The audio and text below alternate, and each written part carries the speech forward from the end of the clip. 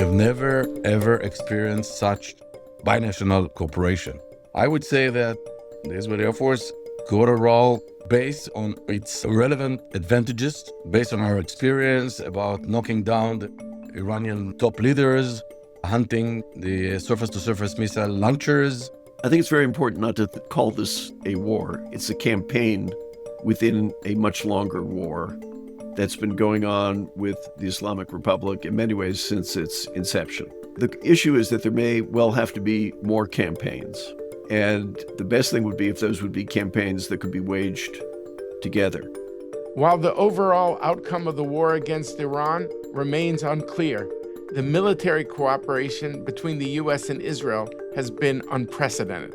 I'm David Markovsky of the Washington Institute. I'm happy to go on this journey with you. Despite political and strategic challenges, the military partnership has been successful on the battlefield in Iran. The U.S. and Israel have ruled the skies of Iran from the outset, knocking out Iranian air defenses, the Iranian Air Force, and its Navy. One would have to go back to World War II to see the U.S. working in tandem with a foreign air force in the way it has worked so intimately with Israel over the course of this war. Yet the end of the war, punctuated by ceasefires, is unknown. We are in this rare circumstance to see such an extraordinary military relationship between these two countries, yet challenged from portions of each political party in the United States. Can the military relationship keep soaring to new heights while the political context is so challenging? To understand both the military performance of these two countries during the Iran war, as well as the future of the U.S.-Israel security partnership, I sat down with two leading military experts, Amir Eshel and Elliot A. Cohen. Amir Eshel, a major general, is the former commander-in-chief of the Israeli Air Force, the former head of IDF planning, and the director general of the Israeli Ministry of Defense. Elliot A. Cohen is a leading military historian and columnist on military affairs at The Atlantic magazine.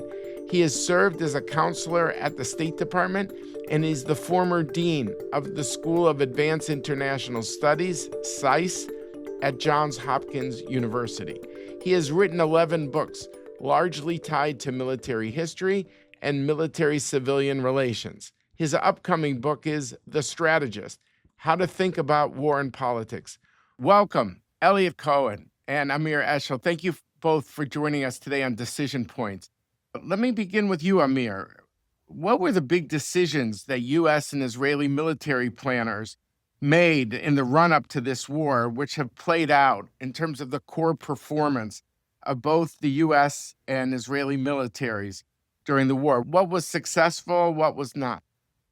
I would say first it's unprecedented cooperation between mainly the Israeli Air Force and, of course, the intelligence community, the Israeli one, and CENTCOM as a whole. And we have never, ever experienced such binational cooperation related to military. I would say that the Israeli Air Force got a role which was based on its relevant advantages, based on our experience about knocking down the Iranian top leaders, hunting the surface-to-surface missile launchers. The major support that we got from the U.S. is, I would say, the tankers that were stationed mainly in Israel and led the Israeli Air Force to be, as a whole, part of the campaign very intensively in big numbers. I would say this was a major support, and it provided the Israeli Air Force to be successful being persistent above the Iranian territory. For knocking down the top leadership, military and non-military, we can argue if it was successful or not. Militarily, it was. But strategically, it's a kind of ambivalent. Knocking down the launchers, majority of them also was very successful and reduced damages of the long-range missiles that were launched toward Israel. Destroying the industrial base of manufacturing those missiles was very successful. And many other things. Less successful was not preparing to prevent close of the Hormuz Strait less successful is we're not actually focused on damaging, destroying private assets of the IRGC, Basij, and their individuals. They own major portion of the Iranian economy. That was not targeted as the way I think that it was supposed to be. So there are things to do. I didn't mention one thing is the enriched uranium, which is a pivotal point in that campaign. It is buried deeply underground. It's not easy to access it, but the 440 or 50 or whatever kilos, 60% enriched uranium is still there. Let me just go to Elliot for a minute. And Elliot, as a military historian, I'd like you to look at what assumptions we made about modern warfare before the start of the war that might no longer be valid. And also, how do we define victory in general? First, I would say, when you look at it, I'm sure that there are technological and tactical things that are new, but I wouldn't say that they're really things that are very, very dramatic. The ability to take down an air defense system, the Israelis did that vis-a-vis the Syrians in 1982. We did that vis-a-vis the Iraqis in 1990. These are the two most sophisticated air forces in the world. It's not surprising that they could do it. It's not surprising that the Iranians were nonetheless able to continue launching missiles. Again, we've seen that before. Mine warfare in the Strait of Hormuz and that sort of thing. These things were floating around even as early as the Civil War. I can't think of any major innovation that you say, okay, this has changed the nature of modern war. What is true, I think, is an old Russian saying that at some point a quantitative change becomes a qualitative change, or quantity has a quality all its own, I think. And there, the fact that you have such massive use of precision weapons based on very precise intelligence, again, there are plenty of precedents for it, but it's on a very large scale. So I don't particularly think that there's anything that is shocking. I would even say the fact was very well documented that there's a real problem with the exchange ratio between what it takes to knock down incoming missiles and drones, with the expense of them and the expense of the things that you're using to shoot them down. That's also not new. I mean, the Ukrainians have been wrestling with that for a long time. I don't think in any of those respects you're dealing with something new. The problem is victory is too simple a word. There are a lot of different objectives that people have in war, and some they achieve and sometimes some they don't achieve. In one way, the Japanese clearly lost World War II, you would think, and they did. But they actually achieved an important objective for themselves, which is destroying the European empires in Asia. And I think it's possible for both sides to suffer defeats and achieve victories. And the challenge is to be able to look at this in a complex way. There's something to what you say about the difference between winning the narrative victory and winning the operational victory. Again, as you're operating in the middle, if you go to either extreme, it's ridiculous. So I always refer people to the Monty Python sketch in Monty Python and the Holy Grail of the Black Knight, who keeps on insisting that he's winning as one after another of his limbs are lopped off. At the moment, we're at a phase where there's a standoff. The Iranians have achieved something by continuing to exist and by continuing not to completely throttle the Strait of Hormuz, but to have a grip on it. But they're also suffering because of the damage that was done by the airstrikes, but also the fact that there remains an American blockade. So we're still very much in the middle of this thing. And I think both sides have achieved things, and both sides have failed at certain things. And as I said, we need to accept complexity. Amir, you're a former head of the Air Force, commander of the Air Force, and I would like to just ask you, the start of the war was so impressive. The intelligence on knowing where Khamenei was located. It sounds like the entire Israeli Air Force was on that one mission, over 200 planes, a huge number. And air power has defined this war for the U.S. and Israel. No boots on the ground, maybe special forces that we don't talk about, but basically no big combat. So how far can air power take you, combined with intelligence, and are there limitations without boots on the ground? I would say that first key factor for success, there were two enablers. One is precise intel information, and the second is achieving air superiority. These are two enablers. I would say that technology brought us to a level that even tactical fighters that can fly long range, yes, but the number of weapons, munitions on board each platform can destroy several different targets simultaneously.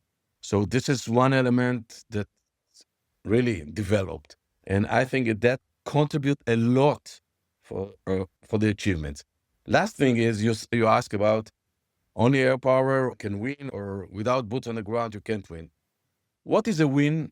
We can discuss that until tomorrow.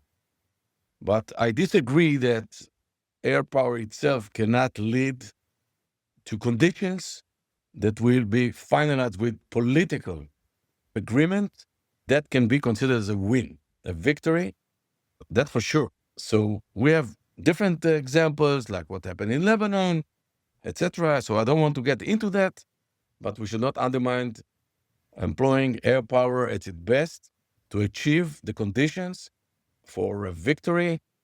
Of course, with the end move will be political.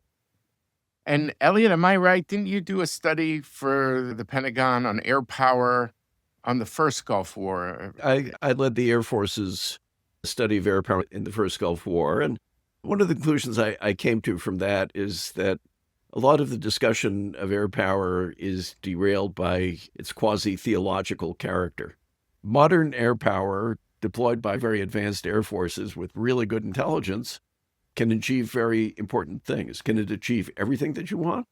Probably not, but nothing can. All right, let me get to that question, Elliot, about the mismatch that it looks like between cheap drones and the interceptors, and how it seems that these interceptors are expensive and these drones can be effective. And we're seeing right now in the Ukraine war that the Ukrainians are performing much better because of how they've effectively deployed drones. How worried are you that the U.S. and Israel won't be able to catch up, so to speak? These are two extraordinarily technologically advanced countries, and people can change and adapt. I think what the Ukrainians have been actually extremely impressive in their ability to create over a large expanse of territory, not only a system that can warn against the attacks coming in, but deal with some of them. I should point out, it's a lot cheaper and easier to shoot down a drone than to shoot down a ballistic missile. The ballistic missiles, I think, in many ways are the real threat.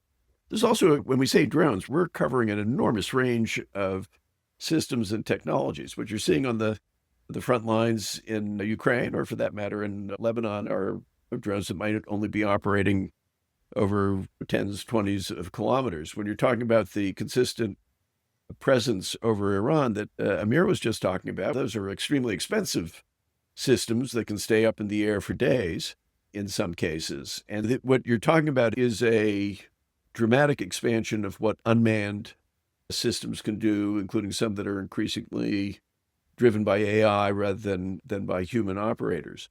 What I will say is I think one of the things that does emerge from this war is a country like Iran was able to deliver a lot of very effective strikes, some against Israel, but also very much against its neighbors, even though they had some reasonably robust air defenses, but also against American installations, some considerable damage to our installations in the Gulf. There are a lot of different ways to cope with that. Like one thing that's pretty shocking is we don't have hardened aircraft shelters very much in the Persian Gulf area. And again, I think the interesting people to talk to about all this are the Ukrainians, who've had to adapt without our kinds of resources, but also with a very advanced technological base. It's no coincidence, I think, that there's something like 200 Ukrainian experts helping some of the Gulf states. And how worried are you, Amir, about this mismatch? I noticed in the Lebanon theater, Eyal Zamir, the chief of staff, was talking about how Israel hasn't been able to cope with the FPV, the first-person view drones. FPV. And they need solutions, technological solutions. Are you convinced that Israel will be able to catch up in ways that will be as cheap as the drones themselves? I would say that first, the priorities of Israel were first to deal with the ballistic missiles that have huge warheads, unlike the small platforms. So this was the first priority. And in that part, we were very successful. When you talk about the difference or the gap or whatever between how much is surface-to-surface Iranian missile cost and how much the Arrow 3 interceptor cost, I think this is a mistake to compare between those two. I tell you why. Yes, the cost of the Iran missile is lower than the Arrow 3, but we have to compare the cost of Arrow 3 and the potential cost of the damage of the Iranian missile. Just to give you two figures, Arrow 3 cost approximately $3 million a piece. The average damage that Iranian missile created during the war, if it hits the urban areas in Israel, is $35 million. The average damage. I don't talk about the cluster munitions, whatever, the small. The big ones is $35 million. This is magnitude more than the cost of Arrow 3. But you're right. In that competition, of course, we have to think about low-cost UAVs, etc., that are shot down with $1 million interceptor or ground-based, whatever. The vector is more non-kinetic capabilities, more directed energy weapons. That's the answer, the solution for the masses. The masses, and we are on that track. So I'm sure that we're going to get there. And of course, the enemy will find solutions. It's cat and mouse kind of competition. But I would say that we are at that vector and we'll be successful. It's a matter of time. If I can add one thing to that point is absolutely right. But I think what both Israel and the United States found is, particularly in a protracted war, the question is, how many of these things have you manufactured in advance? What is the depth of your stocks? And for sure, what we've discovered is we don't have enough Patriot missiles, and particularly if you have multiple demands on them, in our case, Ukraine. And I think for Israel, it's going to be a question too. How many Arrow 3s are you going to stockpile? And to what extent can the other side just force you to consume that at a higher rate than you can really sustain? And I think that is very much a function of the kind of offense-defense balance until you get to some of these other kinds of solutions, particularly the directed energy ones, which, once they work and work reliably and in bad weather and all that sort of thing, will be infinitely cheaper. Could you explain what directed energy is? Are we talking about lasers? Amir, there are two major families, lasers and high-power microwave pulses, and that is the two major leading families from that kind. And when will that be available? Because we've been hearing that Iron Beam is coming. It's coming. How soon? This is not a secret that the Iron Beam was operated during this war, not at its highest capabilities because it's under development. With less capabilities, it was very effective against drones, besides other capabilities. But we are on the way to reach the first major step of high-power lasers. So our experience from that war is it works. All right, let me ask you about the issue of the nuclear stockpile. Is the intel good enough, basically, that we will know in the United States, or will the Israelis know, if they are extracting the stockpile? And so as long as you have eyes in the sky, it's enough. Amir, what do you think? If I'll tell you, I have to kill you. So I want to say one thing. I disagree with the ones who say that, all right, it's more dangerous to compromise related to the sanctions, and we might leave the material, the enriched material there. The danger that is possessed in Iranians having enough for 11 to 12 bombs or missile warheads, you can compare it to the sanctions. Because the sanctions, yes, they might, for sure, the relief for the Iranian regime, but I think that we'll be able, more successful, to deal with that, and not with such a big stockpile that can be hidden and can be enriched to 90% and can be put in warheads. This is top priority, enrich uranium. And would you say, is there, in theory, a military option if the diplomacy doesn't work? Always militaries have to provide an option, and this is not an exception. Elliot, is anything you want to add on this? There are a couple of issues just on the nuclear side that I want to broaden out. One is just how, and I don't know the answer because I don't see any intelligence. And if I did, I wouldn't be talking. How deeply buried this stuff is, how inaccessible it is.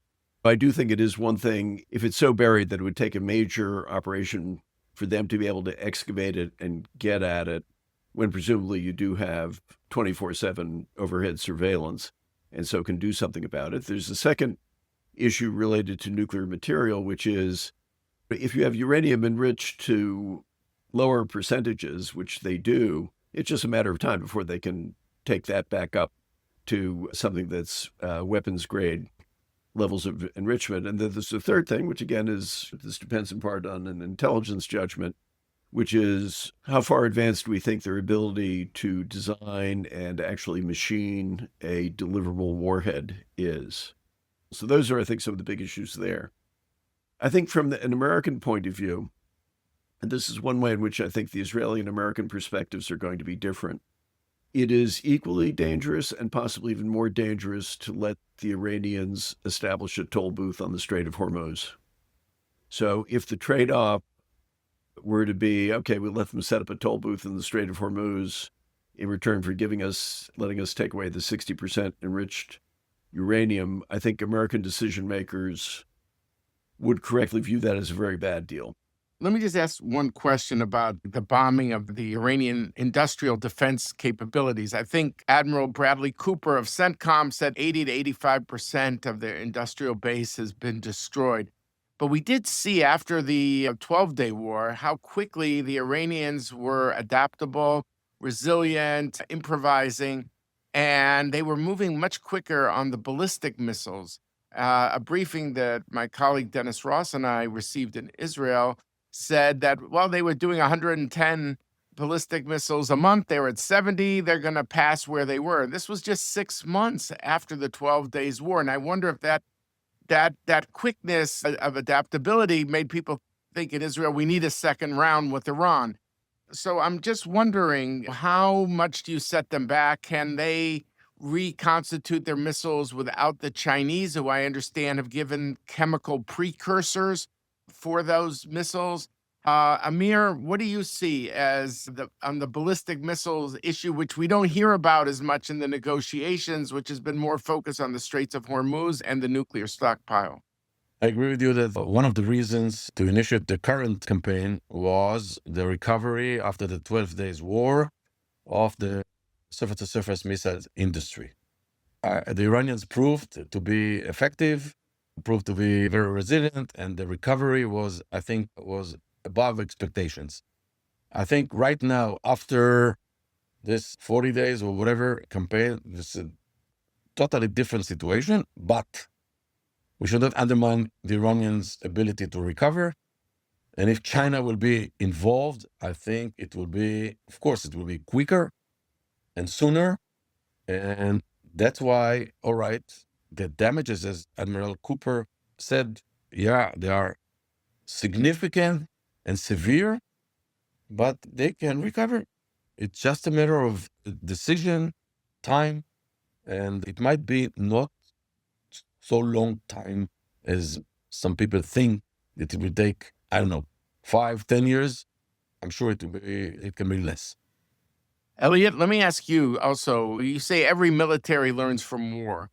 In 40 days of war, if you had to look at at least one top lesson for the United States, for Israel, and for Iran itself, what do you think are some of the early lessons? Well, the first actually has nothing to do with weapons. It has to do with politics.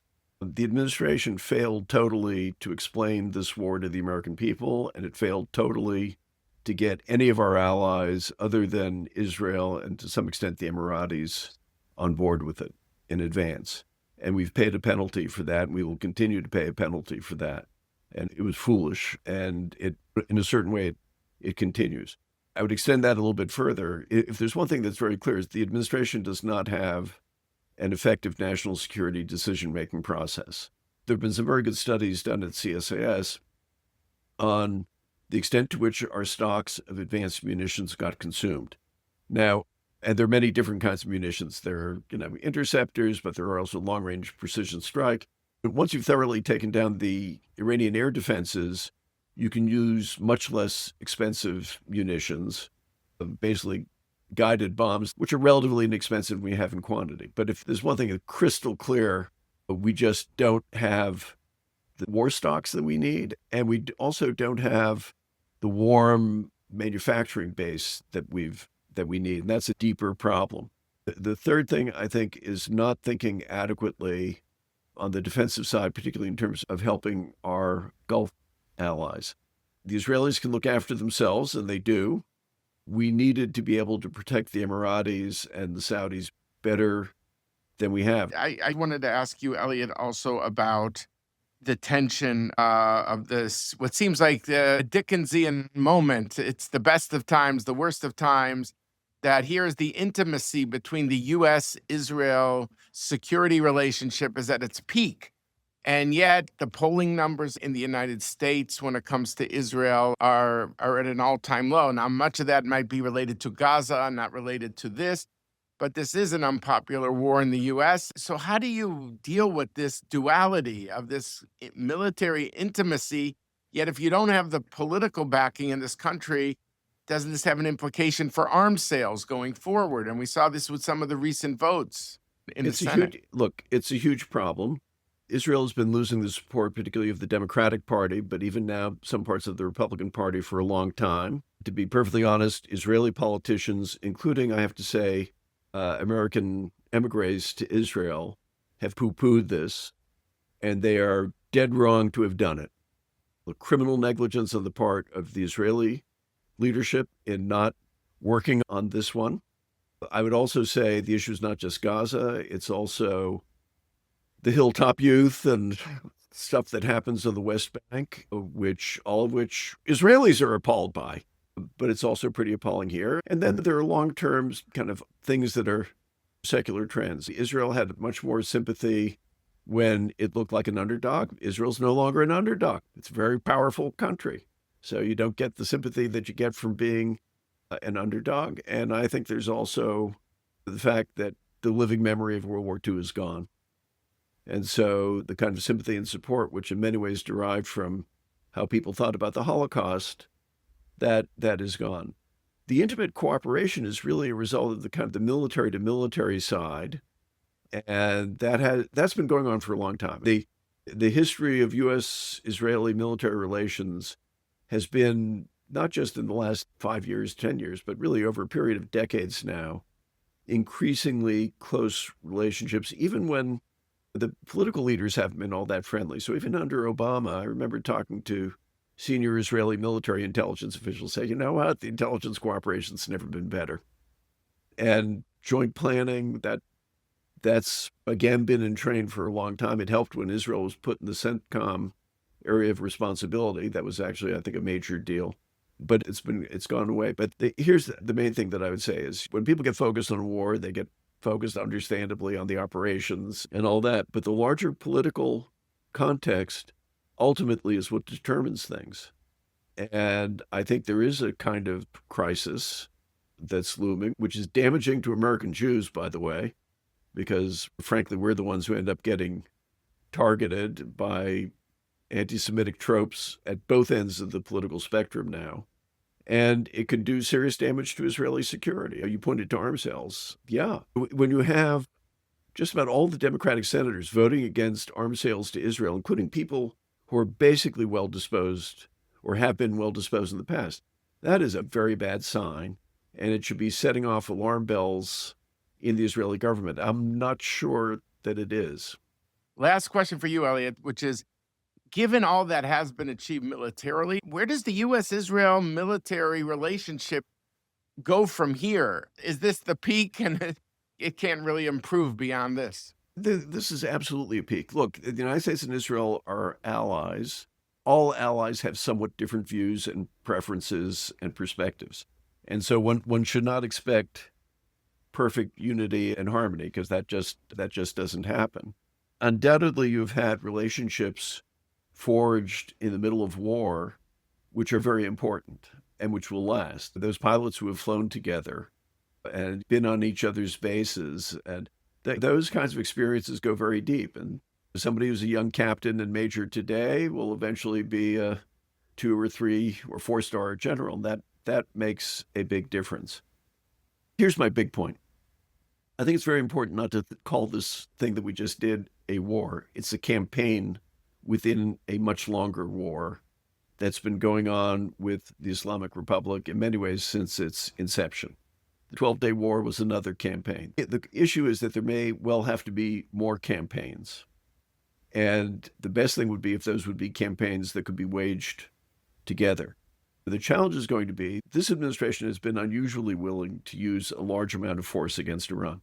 I am not at all confident that the next administration will be. And that, I think, is going to be the ultimate limit. And again, the issues will end up being the political one is, do you have an American administration that's willing to go to war together with the Israelis? One last thing I'll say is that, again, one of the unexpected but fascinating things is the openness of the Israeli-Emirati relationship and the willingness of an Arab state to really openly align with the Israelis in terms of military operations. And we've had plenty of kind of under-the-table stuff, plenty of tacit support. But for them to say, yeah, we had the Israelis came with Iron Dome and we're grateful for it, and we're going to align with them as well as with the Americans, that's a very big deal. And that's also, I think, going to be a long-term consequence. Amir, over to you. I want to ask you about what do you think are the big lessons of this war for Israel? And also, what is Iran? If you're putting yourself in the head of Iran, what do you think they take away from this war so far? You can look at that in two different levels, strategic and operational. But I would say I'll start with the strategic. I think it's more important. When you intend to initiate a campaign or a war, whatever, you ask yourself 4 major questions. 4. What do you want to achieve? Is it achievable? What's going to be the price? What will be the exit strategy? I don't think that those questions were answered in a proper way before. What really concerns me is that there were objectives for that war or campaign, whatever. Yes. One was not formal objective. And I think it really diverted the effort and the belief and the wishful thinking that almost get close to gambling. That was to topple the Iranian regime. So if you ask politicians right now here, and probably in the States too, it seems that was not in the background. It was not stated like that.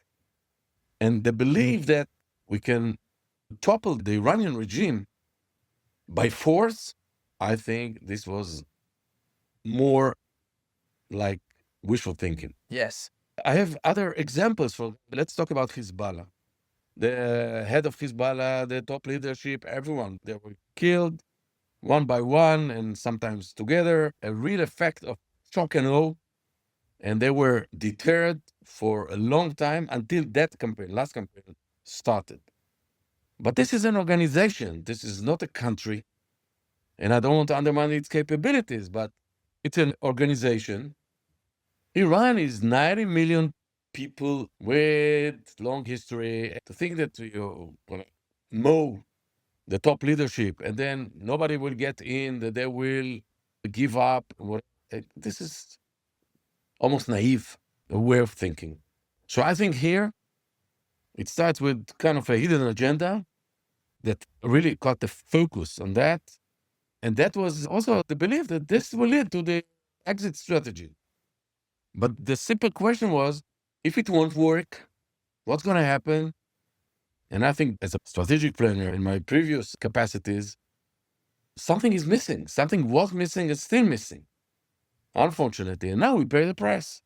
There was an Israeli official who was cited as saying if they don't get the nuclear stockpile out of the country, the war is a failure. Do you believe that? Or do you say, look, we should have defined the objectives more narrowly? It's about degrading their capabilities. And this war is a success just on those terms alone. I agree with you, David. This is not a campaign that is, you do the campaign and then everything is over. We should look at that as a process, unfortunately, a process of campaigns. And I don't want to have to be in campaigns, but you cannot put a country like Iran on its knees in 12 days, 40 days. And no, economic campaign should continue, and the pressure and a lot of other things. But to think that, all right, this is, even to defeat Germany in the Second World War in Japan, it took 4 to 6 years. That's the scale of regional superpower. So we have to be more modest. I believe, yes, we can hit it hard, and next time it will be even harder. And I would say even in a short time in comparison to the previous campaigns. But to topple down, to change the whole system, etc., it's a process. Do you think, am I hearing right that you're saying is, look, there's going to probably be more wars with Iran? This is just a chapter in a longer book, so to speak. It depends on the outcomes of the agreement, if it will be an agreement. So I don't know what's going to happen.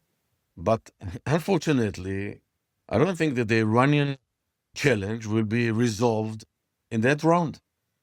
So let me just ask you one last question, if I could, which is the MOU. You were the commander of the Air Force. You knew you had a 10-year commitment of foreign aid of the United States.